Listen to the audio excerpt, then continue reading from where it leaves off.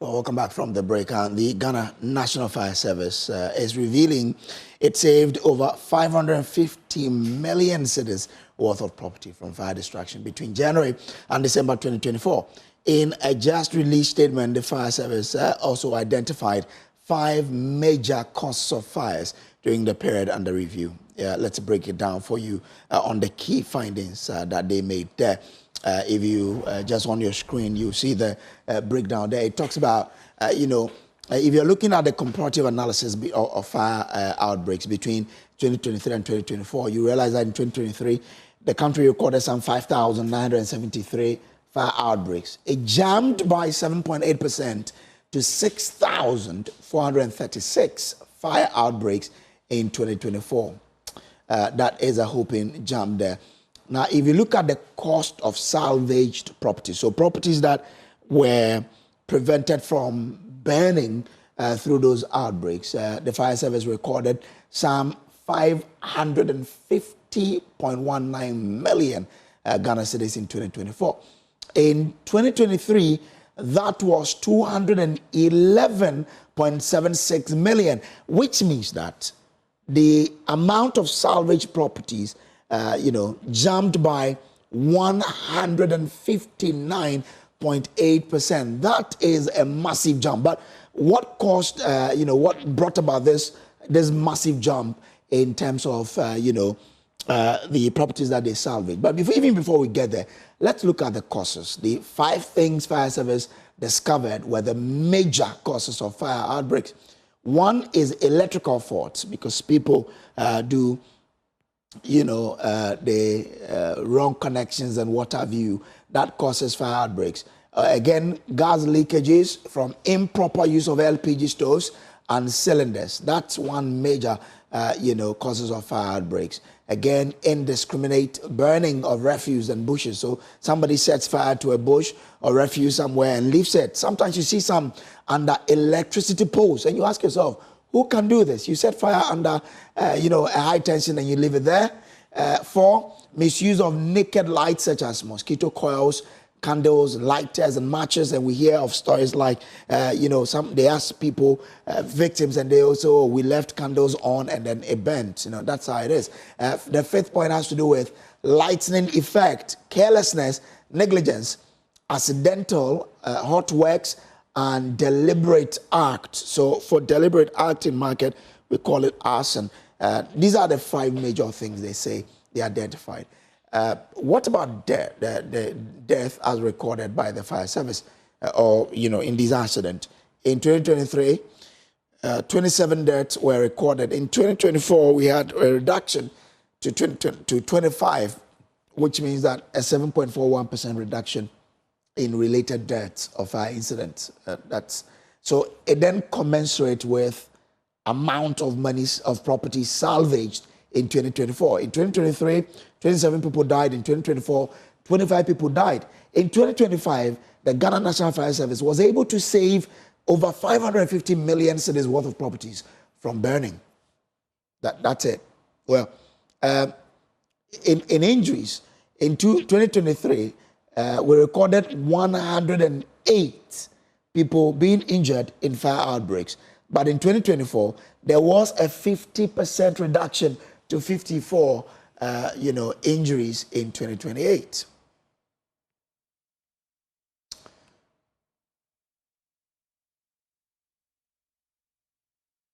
Well, joining me on Zoom now is Head of Public Relations at, the Ghana National Fire Service, Desmond Aka. Also on Zoom is a public safety, expert, Dr. Okwe, who is joining us for us to have this discussion. Let me start with you, Desmond Aka. So, Desmond, when I saw it, I was fascinated by your figures. How were you able to come by the amount of property that you salvaged? Well, let me say a very good afternoon to you and your cherished viewers, and a happy Workers' Day as well. Same to you. We have been doing our best over the period, that a lot of attention has not been given to the Ghana National Fire Service when it comes to what we do in salvaging properties and even saving lives as well. So for every fire that we attend, we do our estimates to know those that we've been able to save and those that have gone down the drain by the fire. And therefore, based on our data, available data, we were able to compute 550 million, over 550 million cedis worth of properties that were salvaged from fire routes in 2024 as compared to that of 2023. This is attributed to our improved communication system that we have, implemented over the period. And then also there has been some massive improvement in our response time, especially where we have functional tenders and our fire stations closer to where these incidents are occurring. Then automatically it will mean that at the least available time, let's say within 4 or 5 minutes, we are able to respond. And anytime we have been able to respond within the international response standard time, that is between 4 to 5 minutes, we are able to save much of these properties from going down by the fire. And that is what we focused our attention on, especially within the past few years, and especially last year. And that has culminated into this massive property salvage. This should be big news to you. Sure, definitely. You see, per the figures that we have, it is not only about the cost of salvage. It is also even about the lives that we have been able to save. If you compare, in 2023, we lost some lives through fires. And in 2024, if you look at the figures that we have, it came down. In terms of death, it came down slightly, let's say from 27 in 2023 to 25 in 2024, representing about 7.141% decrease. That is significant. If we are able to save more lives, it means that a lot more people would have their peace of mind to go about their businesses. It means that people will not over-concentrate on their security. They will barricade themselves within this hardcore burglar proofing. But rather, even as they consider the security, securing their lives and their property, they are also thinking about their safety as well. And if you look at the out on arrival incident, that is because over the period, we've also been able to intensify our public education efforts. A lot more of Ghanaians have now become assertive. They now know basic means of effectively managing fires even before they get out of hand. You know, during fire emergency, every second counts. So the more you delay, the more the fire also gets to grow and then spread its tentacles. But once we've been able to achieve that, it means that when the fires do occur, the people are able to respond positively and they're able to contain the fire even before we get to the fire scene. And that's also culminated. So you were able to salvage some 550 million cedis. But how does it compare to the ones that we lost? How much property we lost in that year under review? Well, if you look at the properties that we lost, there was also a little over 50% increase. But in 2023, it was around 177,000, over 177,000. But in 2024, it inched up to over 270,000 Ghana cedis. And that is also huge if you look at the property that were destroyed.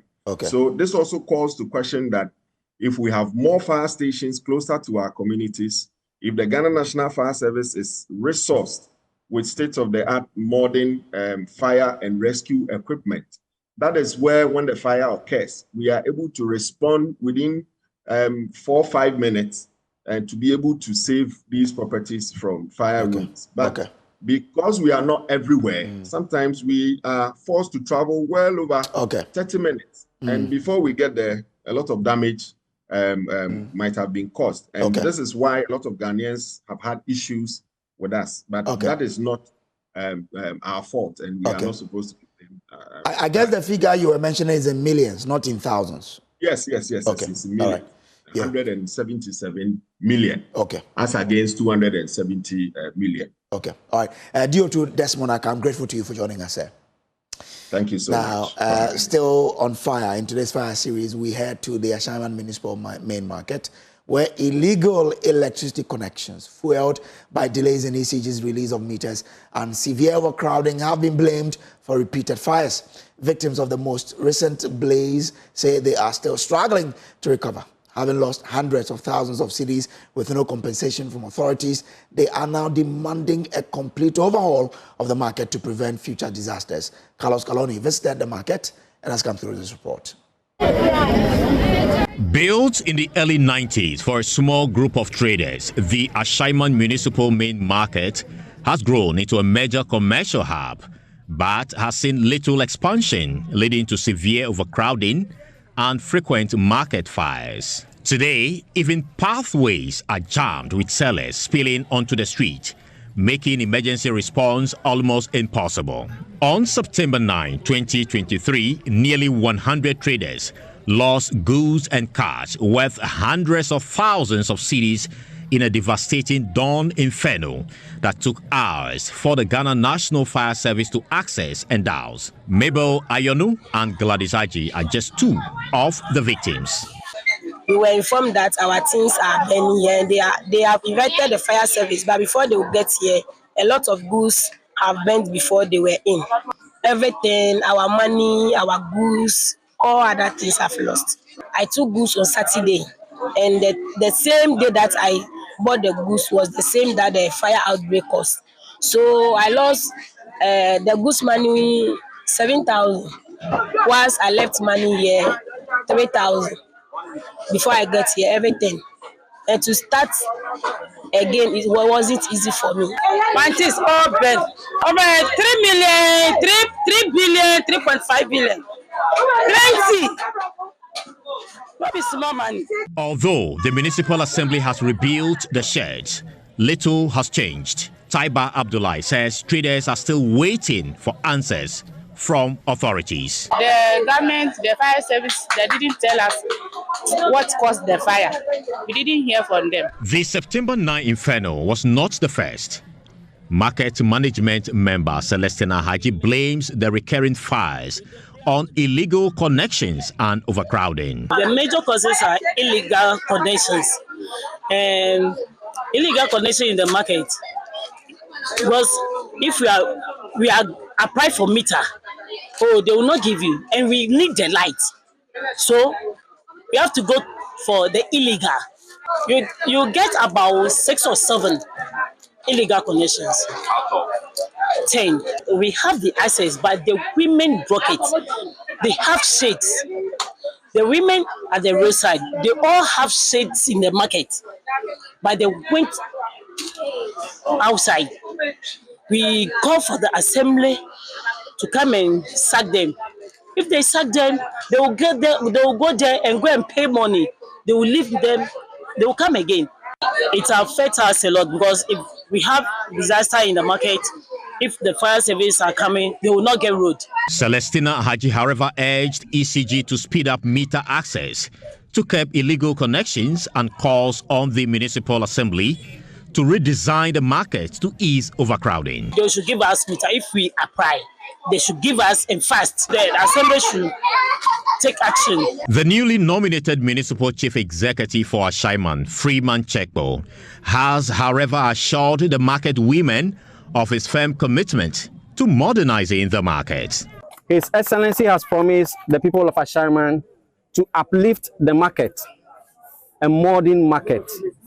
I will work to realize that vision for His Excellency. Well, until these measures, including reconstruction of the market, access to ECG meters on time, are addressed, traders here in the market will remain at the mercy of fire disasters. My name is Carlos Caloni for joining.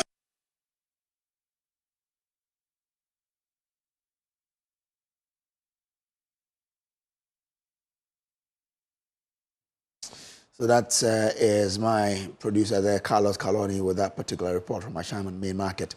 Now, the West African Examination Council, WAEC, is alarmed at a surge in examination malpractices. And, of course, they've been bringing us some figures with regards to the malpractices that they've witnessed over the years. And we've been joined on the line by Samuel Ewuku, Dr. Samuel Ewuku, to help us more on this. Doc, I'm grateful to you. Now, you said this is on the surge.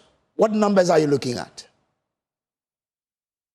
I will not really be able to provide the numbers to you because that's the preview of West Africa Examination Council. Okay. I think my coming here more is to discuss with you how we can provide solution to the problem that has been raised. Okay. I think in the morning, they talked about 16,000% increase in malpractice. I'm not privy to that, but that's what the West African Examination Council has put. So how can we deal with this? Because then it impacts the quality of education that we do have. Exactly so. You know, education is not only about assessment, but generally, universally, assessment outcomes are used to determine the next step of graduates, whether they're going to place of work or they're going for further studies. So examination is very, very important. And if we are to solve that problem, then we got to also look at what is the root cause of the problem generally. And in our education space, you know, what teachers teach, how they teach, what they have to teach, and how it is assessed. These three things must happen at the same time when we're talking of any education reforms. I think for some time now in our country, we've not really enjoyed that privilege of trying to address all three approaches to making sure that the education provision in the school is of the standard we want by looking at the curriculum, the approach of delivering the curriculum, and how it is assessed. For the first time, we're having that in our senior high schools. So if that is done very well with the manual that is prepared for the teachers in senior high school to guide them to understand the kind of assessment that they need to do, the work that is going on currently with West Africa Examination Council to make sure that assessment items that they are producing and they're developing is in line with the curriculum, not focusing only on the end result, but actually making sure that what students learn throughout their stay in school, that talking about formative way of assessment, or toward their final result. I think that would be another way of solving the problem. But critically is how we view accountability in the system. Heads of schools are given targets to see that their students perform. Okay. These targets are then used to rank them. Some of us think that that's a recipe for disaster and a recipe for malpractice, because the kind of target that is set is not informed by reliable data on how students learn and the individual differences between one child to the other. So you take a school where in a particular year, the performance rate, let's say 70%, then arbitrarily, that school is told, okay, because this year you've gotten 70%, next year you should get 80%. Not taking into account the cohort and their ability. Okay. So one of the things that we'll be talking about and pushing hard is for us to move the system of value added. Okay. Because every child will enter a new stage or a new phase in the education system with a set of data. From primary school, they will have some data with them to show their ability level. How do we set targets based on the ability of that particular cohort? So, for example, if a child is working at a grade PG level in science from primary school, when they go to junior high, what grade should they be coming out with? What should be the value added? In some jurisdictions, they will say for every phase, there should be 2 levels of progress. Okay. And all this come down to the reform that need to happen when we talk about assessment in our country. The third solution is to look critically as the kind of citizens we want to be, and we are. What are our values? What we hold dear to our heart and say, if I'm a Ghanaian, these are the things that they can say about me. Is it a value of integrity? Is it honesty? I think it all comes down to we not being honest to ourselves, and we have thrown our value of integrity into the dustbin and running around doing what we think will save our personal motives. Data that we've collected in our own studies, as part of our the National Education Consultation, clearly indicate that some teachers, emphasizing this word, some teachers are capitalizing on the demand from students for support during examination and charging them to support them, which is completely against their professional code of conduct. Okay, all right. And that needs to be dealt with. So you can see that where the system is giving target to heads of schools, and some heads of schools not willing to be embarrassed are also probably, not providing the oversight that needed to be done to put in place for the examination, and the teachers also not willing to be set up and say you have failed. Then they also looking at the way to support the student, and the student also don't want to be as a failure. Then they also, so you can see that it's a multifaceted issue that needs a multifaceted approach in dealing with it.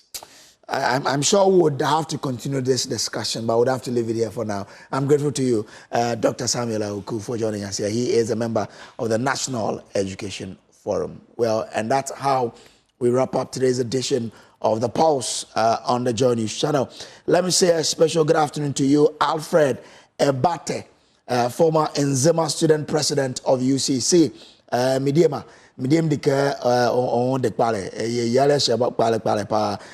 you are in London. All the best to you there, and to everybody who had time for us today.